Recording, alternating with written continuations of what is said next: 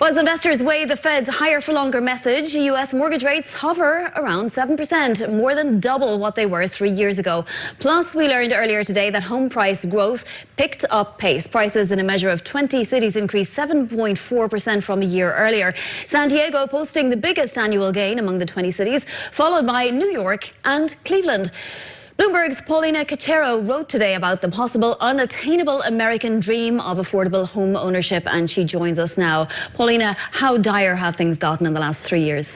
Yeah, I think that for a lot of, sorry about that, a lot of Americans have seen borrowing costs double. They've seen the home prices grow up to 433%. 433,000. That's unattainable for most Americans, and there was a lot of hope that the interest rates would drop in 2024. And now that the Fed has changed the tune on that, the American dream of homeownership is just unattainable for longer, and for some, for good. We are going to continue this discussion, and we'll make sure that everybody reads your story, a phenomenal story on the Bloomberg there by Paulina Cachero, and thank you so much. Now we have Brown Harris Stevens CEO Bess Freedman. Bess, you heard what Paulina had to say there. Are we watching American society become a rental society in real time? I don't think so, although it's true that rates have doubled. We have to get some perspective.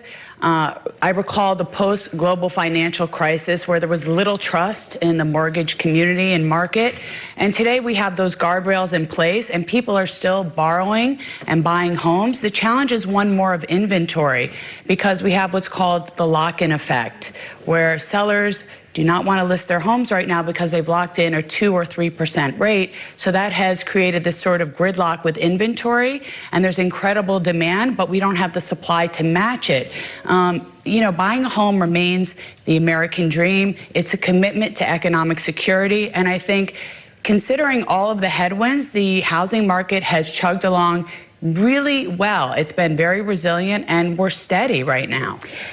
Redfin, and this is according to Paulina and others reporting, says that just 16% of listings last year were affordable. That's a tiny number of listings. When does this begin to ease? I think the challenge again is inventory. We need to get more inventory into the market so that prices can come down and we have a healthy intersection of supply and demand. Right now, what we have is a lot of demand and not enough supply. So that's creating higher prices and people sitting it out, so to speak, and renting because there's nothing that they can afford right now. Well, it's likely that we won't see more inventory, at least bulk inventory, come onto the market until the Federal Reserve starts to do something. But that first 25 basis point cut, how much does that trickle down? That's the question. And also, the latest that I have read is that there's no indication that the Fed is going to cut the Fed fund rate in September because the inflation data points are not positive enough yet.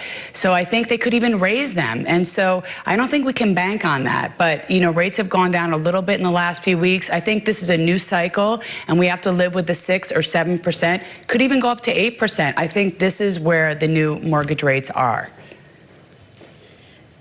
I think that what's interesting about this period in time is that if you look at the National Association of Realtors measure, the past 3 years have been one of the most unaffordable housing market in decades. And kind of like what you just mentioned, it's a combination of borrowing costs, high home values, and inventory that have created kind of this perfect storm that have put housing out of reach for many people. And I think the price, as home values continue to rise, there's fewer and fewer Americans that can really break into the market. And it's also a question, and Bess, we can ask you about this as well, of other expenses, right? Paulina, so you reported this out as well, that expenses to do with insurance and other types of expenses took nearly a third of homeowners' income last year. How does that improve, Bess? Yeah, that's a real challenge. The insurance costs have gone way up. And so I think this is what has created a lot of people to sit it out and rent while they wait to see what's going to happen. But I would never give up on the American dream of buying a home. I love to tell the story of a housekeeper, babysitter that we had for many years who moved here from Trinidad. She bought a little home in Queens and she raised her 4 children there, and that has become her nest egg. And I think that remains the American dream, even though right now it's a little bit more challenging. I think in due time, as people put their homes on the market and we build more housing, which we know we need to do, I think we're over 2 million homes in demand right now.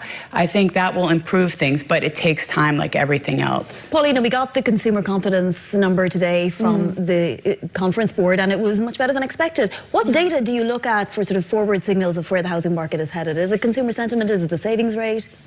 I think that, there's a mix of things. I think that a lot of consumers, they don't look at the key economic indicators that, experts and economists are using. They are looking at, how much their grocery bills cost. They're looking at the higher housing costs that they're facing, whether that's from home insurance costs, other maintenance costs that they're having to deal with.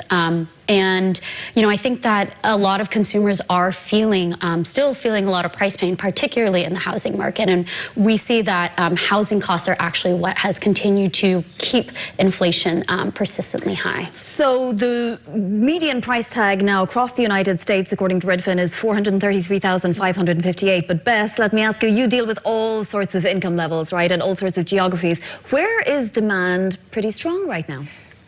Demand is very strong in Palm Beach, in Connecticut, in various parts of Connecticut. Again, supply is really low compared to the demand. And New York City, we have decent demand. The market has been fairly fluid in New York City. So those places we're seeing good business.